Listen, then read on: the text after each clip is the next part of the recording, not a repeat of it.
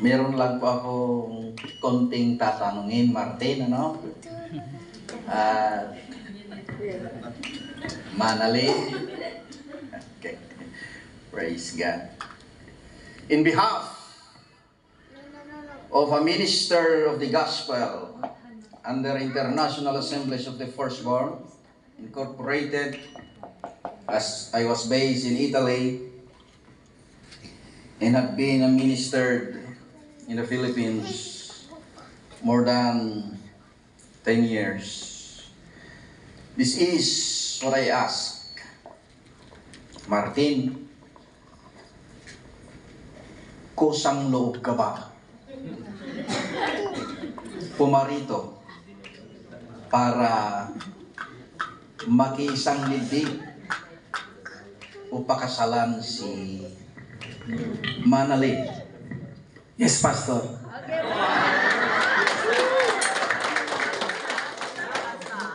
Pwede ho, bigyan niyo siya ng mic. Bigyan niyo sila ng mic. Okay. Sige, minsan pang palakpak para sa sagot na yan. Manali, kusang loob ka bang pumarito para makiisang dibdib o pakasal kay Martin? Yes, Pastor. Palakpakan din natin ang kagalang-galang at butihing mga magulang, guardians, parents, relatives that are here, the principal sponsors, and every one of us here. And also the secondary sponsors, yung mga abay. Narinig po natin si Martin at Manalyn na kusang loob silang dalawa na pumarito para mag-isang dibdib o pakasal sa isa't isa sa pamamagitan ng seremonyang ito o banal na matrimonyo. Meron po bang tututol sa kasalang ito?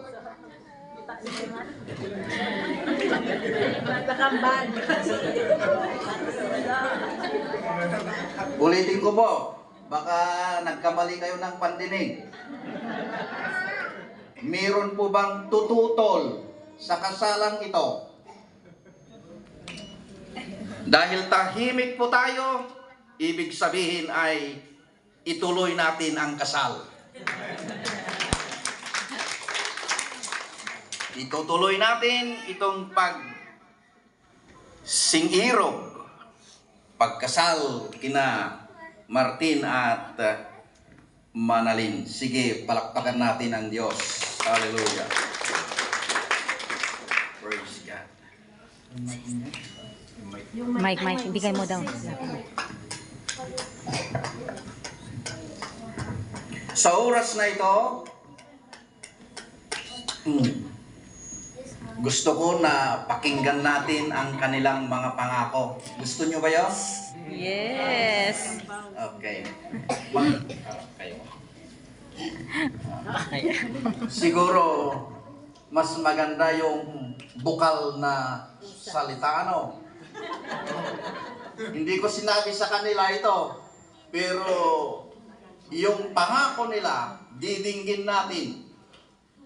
Ano? Gusto nyo ba yun? Yes. Ito ay impromptu, hindi ko na-shock siguro si Martin, ano? Pero alam ko na mayroong mensahe sa puso niya. Meron siyang ibig sabihin, ay gustong sabihin kay Manalyn, at ganoon din si Manalyn, meron siyang gustong sabihin na pangako sa harapan natin at sa harapan ng Diyos nandito sa araw na ito. Sino yung gusto niyong mauna? What?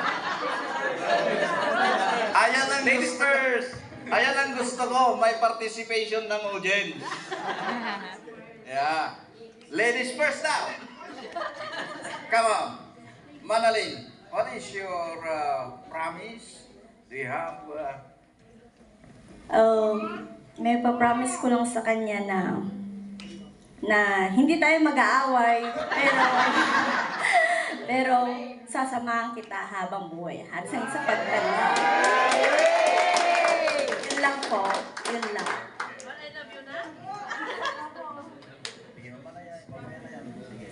Martin. Hello. Ano gusto sabihin? Siguro po ay yung lahat ng promise.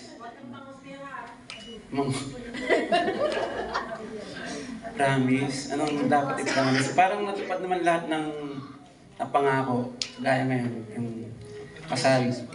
2011. Twice po kami nag-attempt na kasal. Ngayon lang po natupad. Ito na lang po yung pangako. Yung parang maging okay po ang pamilya, maging healthy na lang po siguro. So, Okay. Just hold your mind. Just hold your mind. Gusto ko na lapit kayo ng konti. Huwag parang nag-aaway kayo Lapit lang kayo. Okay. And then, pwede Martin,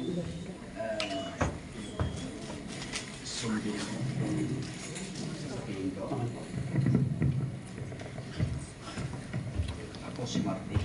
ako si Martin, Tinatanggap kita, tinatanggap kita, manalig, manalig, na maging tunay na maging tunay na aking asawa. na aking asawa At ako'y nangangako at ako'y nangangako at nakikipagtipan sa iyo. at nakikipagtipan sa iyo. Gusto ko tignan mo si Iba.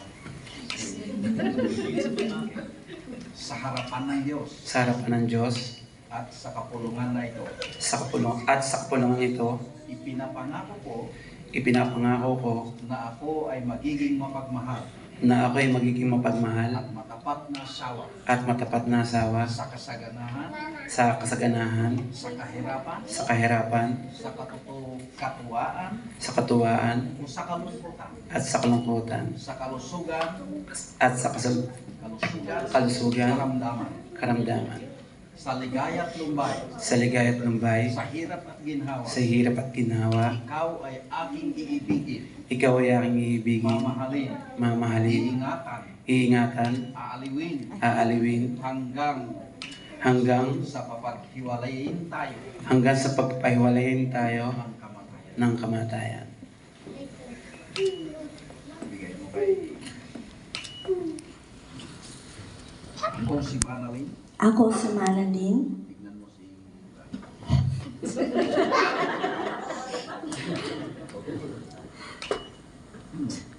Tinatanggap kita, Martin, tinatanggap kita, Martin, na maging tunay na, na aking asawa.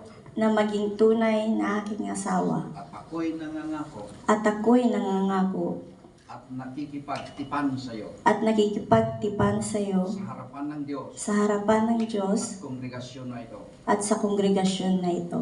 Ipinapangako ko Ipinapangako ko na ako ay magiging mapagmahal, na magiging mapagmahal, na ako ay matapat na ako ay matapat na asawa na asawa sa kasaganaan sa kasaganaan o sa kahirapan, at sa kahirapan, sa katuwaan, sa katuwaan sa kalungkutan, at sa kalungkutan, sa kalusugan, sa kalusugan karamdaman, o karamdaman, sa ligaya at lumbay, sa ligaya at lumbay, sa hirap at ginhawa. sa hirap at ginhawa, Ikaw ay aking iibigin, ikaw ay aking iibigin. mamahalin, Mamahalin, iingatan, ingatan, aalawin, aliwin, hanggang paghihiwalayin tayo paghihiwalayin tayo ng kamatayan. ng kamatayan.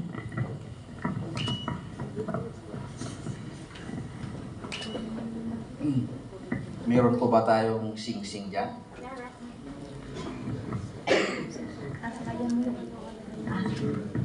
Palakpakan na natin ang Panginoon.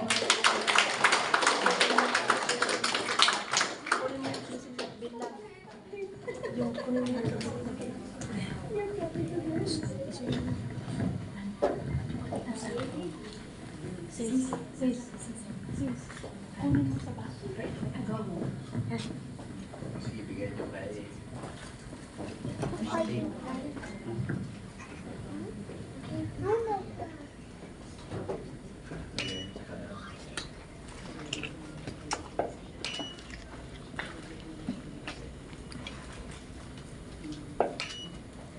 Ikaw muna, Martin.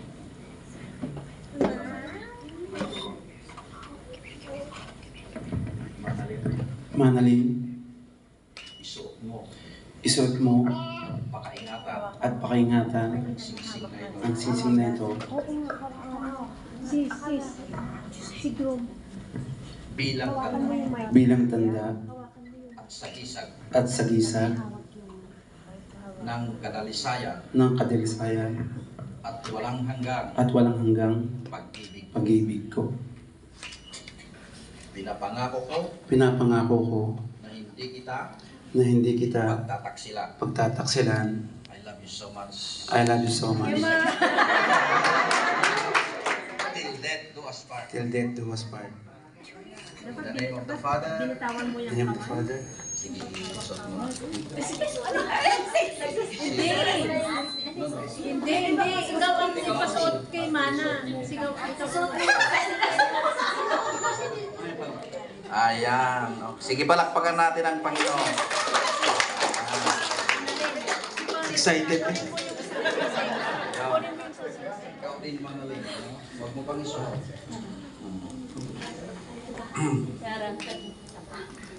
Martin, Martin, isuot mo isuot mo pagkaingatan at pakaingatan singsing na ito ang singsing na ito bilang tanda bilang tanda at sagisag at sagisag ng kadalisayan ng kadalisayan at walang hanggan at walang hanggan pag-ibig ko sa iyo. pag-ibig ko sa iyo. Pinapangako ko Pinapangako ko na hindi kita na hindi kita pagtataksilan. pagtataksilan. Tignan mo si Martin. I love you so much. I love you so much.